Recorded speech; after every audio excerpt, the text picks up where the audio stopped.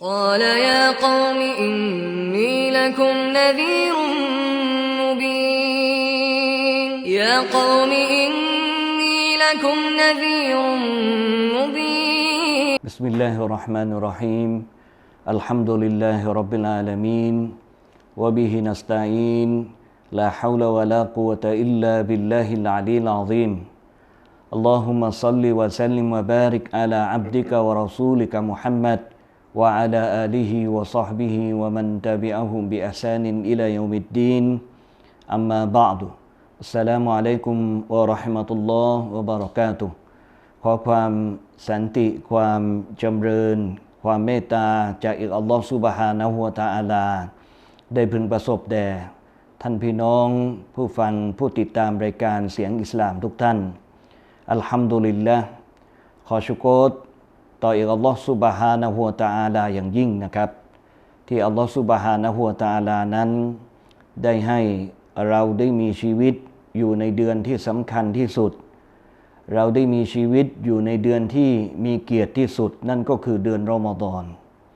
ถ้าหากว่าเราจะย้อนไปในช่วงก่อนเข้ารอมฎอนนั้นก็อาจจะมีญาติมิตรหรือญาติพี่น้องของเราบางคนเนี่ยนะครับได้ตายจาก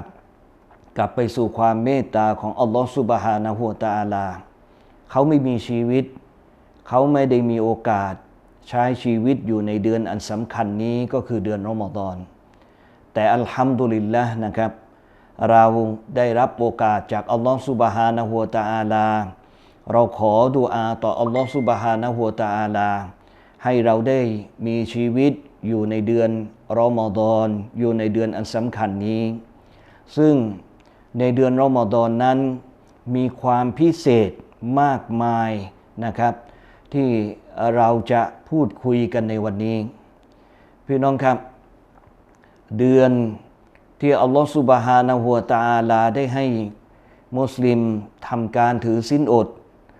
นั่นก็คือเดือนรอมฎอนซึ่งเดือนรอมฎอนนั้นเป็นเดือนที่มีความพิเศษอย่างมากทีเดียวประการที่หนึ่งพี่น้องครับเดือนรอมฎอนนั้นเป็นเดือนแห่งอัลกุรอานพี่น้องครับ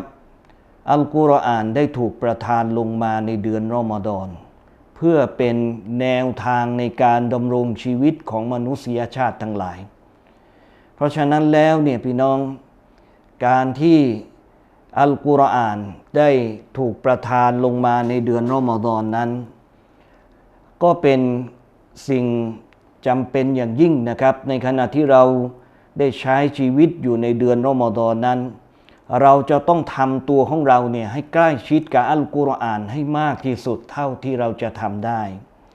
เดือนอื่นๆเราอาจจะไม่ได้ใกล้ชิดต่ออัลกุรอานนะครับไม่ค่อยได้อ่านอัลกุรอานไม่ค่อยได้ทบทวนอัลกุรอานนะครับแต่เมื่อมาอยู่ในเดือนรอมฎอนอันทรงเกียรตินี้ก็อยากจะแนะนำอยากจะตักเตือนพี่น้องทั้งหลายนะครับให้พี่น้องทั้งหลายได้ปรับปรุงตัวเองแก้ไขตัวเองนะครับด้วยการนำตัวเองไปสู่การใกล้ชิดต่ออัลกุรอานให้มากที่สุด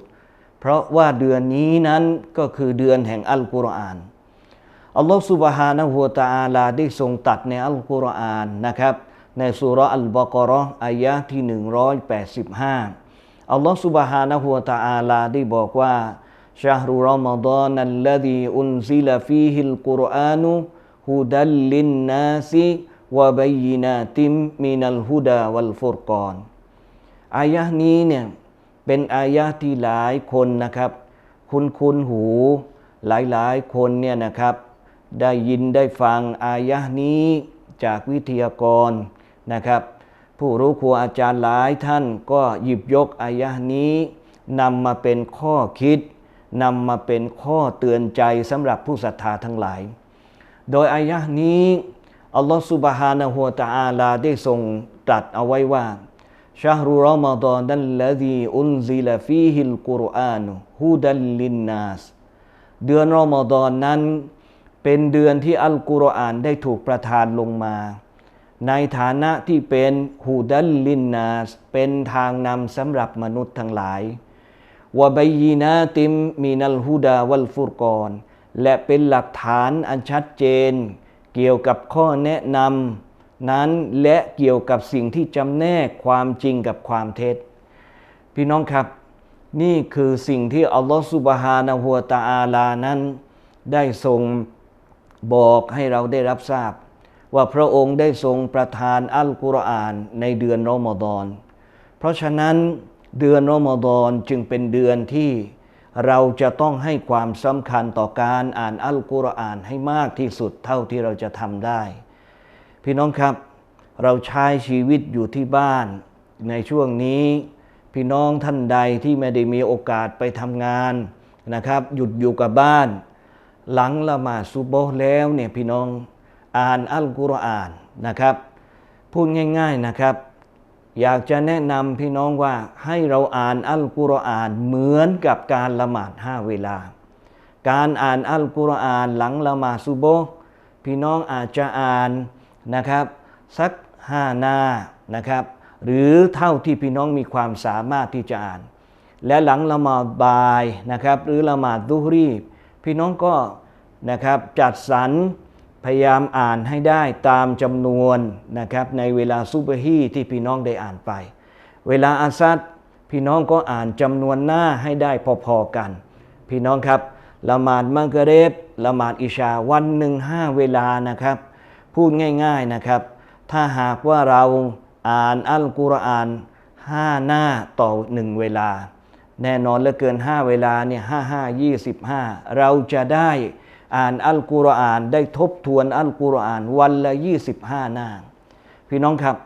แต่ถ้าใครมีความสามารถมากกว่านั้นใครที่มีความคล่องแคล่วใครที่มีเวลามากกว่านั้นสามารถที่จะอ่านอัลกุรอานให้ได้มากที่สุดเท่าที่เราจะทำได้เพราะอัลกุรอานนั้นนะครับก็จะเป็นสิ่งที่จะได้ช่วยเหลือเราอัลกุรอานจะเป็นสิ่งที่จะให้ชาฟาอัตแก่เราในวันกิยามัตเพราะฉะนั้นแล้วเนี่ยพี่น้องครับอย่าได้ปล่อยให้เวลาที่เราว่างอยู่ตรงนี้ต้องผ่านพ้นไปนะครับบางคนเนี่ยนะครับตั้งแต่เช้าจนกระทั่งเย็นเนี่ยไม่ได้อยู่กับอัลกุรอานเลยอันนี้เป็นเรื่องที่น่าเสียดายอย่างยิ่งเป็นเรื่องที่ขาดทุนอย่างยิ่งพี่น้องทั้งหลายเพราะฉะนั้นเนี่ยตั้งแต่เช้าจนกระทั่งค่ำหลังจากละหมาดแล้วนะครับหลังจากกินอาหารซะฮูรแล้วในช่วงระหว่างวันที่เราทำการถือศีลอดนะครับจนกระทั่งไปถึงเวลาละศีลอดอย่าปล่อยเวลาช่วงตรงนี้เนี่ยนะครับให้ผ่านพ้นไปโดยที่เราไม่ได้หยิบไม่ได้จับอัลกุรอานมาอ่านเลยแม้แต่อายะห์เดียวอันนี้เป็นเรื่องที่น่าเสียดายที่สุดที่อยากจะบอกกับพี่น้องทั้งหลายเพราะฉะนั้นเนี่ยนะครับอัลกุรอานเป็นคัมภีร์ที่ถูกประทานลงมาในเดือนรอมฎอนแล้วพี่น้องลองนึกดูนะครับมุสลิมเป็น1,000 กว่าล้านคน 2,000 กว่าล้านคนเนี่ยอ่านอัลกุรอานกันทุกคนแสดงว่าเป็นคัมภีร์เล่มเดียวนะครับที่ถูกอ่านมากที่สุดนะครับในแต่ละวันไม่มีคัมภีร์เล่มใดอีกแล้วพี่น้องครับที่จะมีการอ่านอัลกุรอานอย่างมากเท่ากับพระมหาคัมภีร์อัลกุรอานมุสลิมจะอยู่ในประเทศใดมุสลิมจะอยู่ในภูมิภาคใดของโลกนะครับเมื่อเขาได้เวลาละหมาดเขาก็ต้องอ่านอัลกุรอานนะครับเพราะฉะนั้นแล้วเนี่ยอัลกุรอานจึงเป็นคัมภีร์ที่นะครับมีผู้คนทั้งหลายอ่านมากที่สุดแล้วก็ทบทวนมากที่สุดไม่มีคัมภีร์เล่มใดอีกแล้วพี่น้องครับที่จะมีการอ่านเท่ากับพระมหาคัมภีร์อัลกุรอานแล้วก็พระมหาคัมภีร์อัลกุรอานท่านนบีศ็อลลัลลอฮุอะลัยฮิวะซัลลัมบอกว่าใครก็ตามแต่ที่อ่านอัลกุรอานเพียงฮุรุฟเดียวเพียงอักษรเดียวเขาจะได้ถึง10 ผลบุญด้วยกันแล้วโดยเฉพาะอย่างยิ่งพี่น้องครับเดือนนี้เป็นเดือนรอมฎอนเป็นเดือนที่เราทำการถือศีลอดเรางดเว้นอาหารเรางดเว้นการดื่มงดเว้นการกินงดเว้นการกระทำที่ไร้สาระงดเว้นการพูดจาโกหกนะครับเป็นเดือนที่ เรามุ่งสู่การปฏิบัติคุณงามความดีนะครับให้มากที่สุดเท่าที่เราจะทำได้อัลลอฮฺซุบฮานะฮูวะตะอาลาได้บอกไว้ในอัลกุรอานนะครับในซูเราะตุลกอดรอีกอายะห์หนึ่งนะครับอัลลอฮฺซุบฮานะฮูวะตะอาลาบอกว่าอินนาอันซัลนาฮุฟีไลลาติลกอดร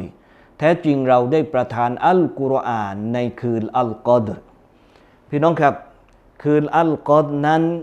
เป็นคืนที่พี่น้องหลายคนนะครับก็ทราบนะครับว่าเป็นคืนหนึ่งที่อยู่ในเดือนรอมฎอนแล้วท่านนบีศ็อลลัลลอฮุอะลัยฮิวะซัลลัมก็บอกให้เราได้แสวงหาคืนนี้นะครับตั้งแต่ช่วงวันที่21นะครับจนกระทั่งไปถึงช่วงสุดท้ายของเดือนรอมฎอนนั่นหมายความว่า10คืนสุดท้ายของเดือนรอมฎอนที่เป็นคืนขี้นะครับไม่ว่าจะเป็น21 23 25 27 29พี่น้องทั้งหลายก็พยายามนะครับแสวงหาคืนไลลาตุลกอดรนี้เพราะคืนไลลาตุลกอดรนี้นะครับเป็นคืนที่ดียิ่งกว่า 1,000 เดือนเพราะฉะนั้นแล้วเนี่ยพี่น้องทั้งหลายเป็นการตอกย้ำซ้ำทวนเป็นการเตือนสติผู้ศรัทธาทั้งหลายให้พยายามใกล้ชิดกับอัลกุรอานพี่น้องครับเราอย่าได้จ้องที่จะอ่านอัลกุรอานเฉพาะในช่วง10คืนสุดท้ายของรอมฎอนเราอยู่ในช่วงต้นของรอมฎอนนะครับเราเริ่มสตาร์ทที่จะอ่านอัลกุรอานตั้งแต่ในช่วงต้นของรอมฎอนไม่ว่าจะเป็นวันหนึ่งวันใดของรอมฎอนเรามีเวลาว่างเราก็พยายามที่จะหยิบจับอัลกุรอานมาอ่านให้มากที่สุดเท่าที่เราจะทำได้อย่าเอาอัลกุรอานเก็บไว้ในตู้จนกระทั่งฝุ่นเกาะเต็มไปหมดแล้วเราก็ไม่ได้หยิบอัลกุรอานมาอ่านเลยนะครับปล่อยให้อัลกุรอานเป็นแค่หนังสือที่ประดับอยู่ในบ้านของเราเท่านั้นนี่เป็นพฤติกรรมนะครับเป็นการกระทำที่ไม่ถูกต้องนะครับแล้วก็ไม่สมควรอย่างยิ่งที่ผู้ศรัทธาจะปล่อยให้อัลกุรอานนั้นต้องอยู่แต่ในตู้แต่ควรจะหยิบอัลกุรอานออกมาเช็ดนะครับหยิบอัลกุรอานออกมาอ่านนะครับแล้วก็เรียกลูกๆของพวกเราทั้งหมดเนี่ยนะครับมาอ่านอัลกุรอานกันในเดือนรอมฎอนพี่น้องผู้ศรัทธาทั้งหลายท่านรอซูลศ็อลลัลลอฮุอะลัยฮิวะซัลลัมนะครับได้ทบทวนอัลกุรอานนะครับกับญิบรีลซึ่งเป็นมาลาอิกัตของอัลลอฮฺซุบฮานะฮูวะตะอาลาซึ่งท่านได้ลงมาทบทวนอัลกุรอานในทุกค่ำคืนของเดือนรอมฎอนกับท่านรอซูลศ็อลลัลลอฮุอะลัยฮิวะซัลลัมเป็นประจำได้มีรายงานจากท่านอับดุลลอฮ์บินอับบาสนะครับรอฎิยัลลอฮุอันฮุกานรอซูลุลลอฮิศ็อลลัลลอฮุอะลัยฮิวะซัลลัมอัจวะดันนาสิท่านรอซูลศ็อลลัลลอฮุอะลัยฮิวะซัลลัมนั้นเป็นคนที่มีความเอื้อเฟื้อเผื่อแผ่ที่สุดพี่น้องครับท่านรอซูลจะเป็นคนใจบุญท่านรอซูลจะเป็นคนที่เอื้อเฟื้อเผื่อแผ่ชอบช่วยเหลือคนอื่นไม่ว่าคนนั้นจะเป็นมุสลิมไม่ว่าคนนั้นจะไม่ใช่มุสลิมก็ตามนี่คือคุณลักษณะของท่านรอซูลศ็อลลัลลอฮุอะลัยฮิวะซัลลัมและลักษณะของท่านรอซูลศ็อลลัลลอฮุอะลัยฮิวะซัลลัมตรงนี้เนี่ยเราก็ควรนะครับที่จะนำเอาคุณสมบัติพิเศษของท่านรอซูลตรงนี้คุณลักษณะที่ดีงามของท่านรอซูลตรงนี้มาใช้กับชีวิตของเราพี่น้องทั้งหลายอย่าเป็นคนที่ตระหนี่อย่าเป็นคนที่ถ้าไม่ใช่เรื่องของฉันแล้วเนี่ยฉันไม่ขอยุ่งกับใครทั้งสิ้นนะครับเป็นคนที่ไม่เอาสังคมเป็นคนที่ไม่พร้อมที่จะมีจิตอาสาเป็นคนที่ไม่พร้อมที่จะเอื้อเฟื้อเผื่อแผ่นะครับไม่ว่าเขาจะเป็นญาติใกล้ชิดไม่ว่าเขาจะเป็นคนข้างบ้านก็ตามอันนี้เป็นลักษณะที่ตรงข้ามกับลักษณะของท่านรอซูลศ็อลลัลลอฮุอะลัยฮิวะซัลลัมแต่ท่านรอซูลศ็อลลัลลอฮุอะลัยฮิวะซัลลัมนั้นเป็นผู้ที่เอื้อเฟื้อเผื่อแผ่นะครับเพราะฉะนั้นเนี่ยพี่น้องทั้งหลายพี่น้องลองดูนะครับท่านพบคนหนึ่งคนใด โดยเฉพาะอย่างยิ่งในยามวิกฤตการณ์อย่างนี้นะครับที่มีโรคระบาดอยู่อย่างนี้เนี่ยนะครับท่านก็หยิบยื่นนะครับโดยเฉพาะคนที่ยากจนโดยเฉพาะคนที่เจ็บป่วยโดยเฉพาะคนที่อ่อนแอกว่าท่านเนี่ยนะครับท่านช่วยเหลืออะไรได้ท่านก็หยิบยื่นนะครับแล้วท่านจะได้รับผลบุญได้รับการตอบแทนจากอัลลอฮฺซุบฮานะฮูวะตะอาลาอย่างมากทีเดียววะกานะอัจวะดุมายะกูนุฟีรอมฎอนฮีนยัลกอฮูญิบรีลุและท่านจะมีความเอื้อเฟื้อเผื่อแผ่ที่สุดในเดือนรอมฎอนนะครับโดยเฉพาะอย่างยิ่งพี่น้องครับ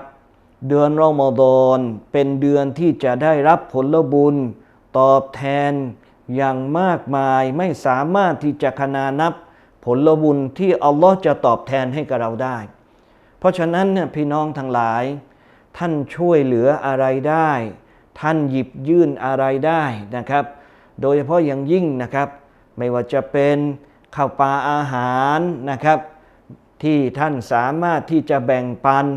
ให้กับคนข้างบ้านได้บรรยากาศเหล่านี้เนี่ยพี่น้องครับในอดีตที่ผ่านมาพี่น้องก็จะเห็นนะครับสมัยก่อนนะครับ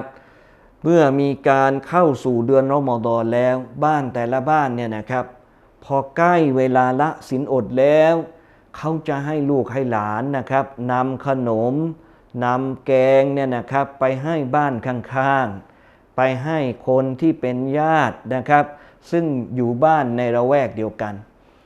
และก็จะได้รับของเหล่านั้นเนี่ยคืนจากบ้านข้างๆนะครับเหมือนกับเป็นการแลกเปลี่ยนอาหารนะครับทั้งที่คนให้ก็ไม่ได้หวังว่าจะได้รับการคืนอาหารมานะครับแต่เหมือนเป็นประเพณีที่คนในบ้านเราได้ทำกันมาช้านานแล้วพี่น้องทั้งหลายเราให้อัลลอฮ์ก็ตอบแทนผลบุญแก่เราเขาให้อัลลอฮ์ซุบฮานะฮูวะตะอาลาก็ตอบแทนผลบุญแก่เขาและโดยเฉพาะอย่างยิ่งเดือนรอมฎอนนี้เป็นเดือนที่เราจะต้องกอบโกยผลบุญให้มากที่สุดเท่าที่เราจะทำได้พี่น้องครับถามว่าทำไมเราจะต้องให้ทำไมเราจะต้องทำความดีในเดือนรอมฎอนนี้พี่น้องครับเราต้องตอบกับตัวเองเลยว่าเราไม่รู้เลยนะครับว่าเราจะตายกลับคืนสู่ความเมตตาของอัลลอฮฺซุบฮานะฮูวะตะอาลาเมื่อไหร่บางทีเนี่ยยังใช้ชีวิตอยู่ในเดือนรอมฎอนอยู่เลยแต่อัลลอฮ์ก็เรียกคืนกลับไปนะครับกลับคืนสู่พระองค์อัลลอฮ์ซุบฮานะฮูวะตะอาลาเพราะฉะนั้นเนี่ยบางคนอาจจะใช้ชีวิตไม่จบรอมฎอนหรือบางคนอัลฮัมดุลิลละห์ใช้ชีวิตจบจนกระทั่งถึงเดือนรอมฎอนและใช้ชีวิตยืนต่อไปพี่น้องครับการแสวงหาผลบุญการแสวงหาความดีในเดือนนี้จึงเป็นสิ่งจำเป็นอย่างยิ่งนะครับที่เราจะต้องกอบโกยแล้วก็จะต้องตักตวงให้มากที่สุดเท่าที่เราจะทำได้พี่น้องครับเมื่อยามที่ท่านนบีศ็อลลัลลอฮุอะลัยฮิวะซัลลัมพบกับญิบรีลวะกานะยัลกอฮุฟีกุลลิไลละตินมินรอมฎอนและญิบรีลเนี่ยจะมาพบกับท่านรอซูลศ็อลลัลลอฮุอะลัยฮิวะซัลลัมในทุกค่ำคืนของเดือนรอมฎอนมาพบทำไมล่ะครับฟายูดาริซุฮูอัลกุรฟายูดาริซุฮุลกุรอานะรอวาฮุลบุคอรีวะมุสลิมุนท่านรอซูลท่านญิบรีลจะมาพบกับท่านรอซูลในทุกค่ำคืนของรอมฎอนแล้วญิบรีลก็จะศึกษาทบทวนอัลกุรอานกับท่านนบีศ็อลลัลลอฮุอะลัยฮิวะซัลลัมพี่น้องครับนี่เป็นกิจวัตรนะครับที่ท่านรอซูลศ็อลลัลลอฮุอะลัยฮิวะซัลลัมทำทุกวันนะครับในค่ำคืนของเดือนรอมฎอนปีละ1 ครั้งนั่นก็คือการทบทวนพระมหาคัมภีร์อัลกุรอานเพราะฉะนั้นแล้วพี่น้องครับอย่าปล่อยให้เวลาของเดือนรอมฎอนต้องหมดไปในแต่ละวันโดยที่เรานั้นไม่ได้หยิบจับไม่ได้ทบทวนอัลกุรอานเลยนะครับก็คงจะฝากกับพี่น้องเอาไว้วะบิลลาฮิตอฟิกวัลฮิดายะฮ์วัสสลามุอะลัยกุมวะเราะห์มะตุลลอฮ์วะบะเราะกาตุฮ์ قال يا قوم إني لكم نذير مبين يا قوم إني لكم نذير مبين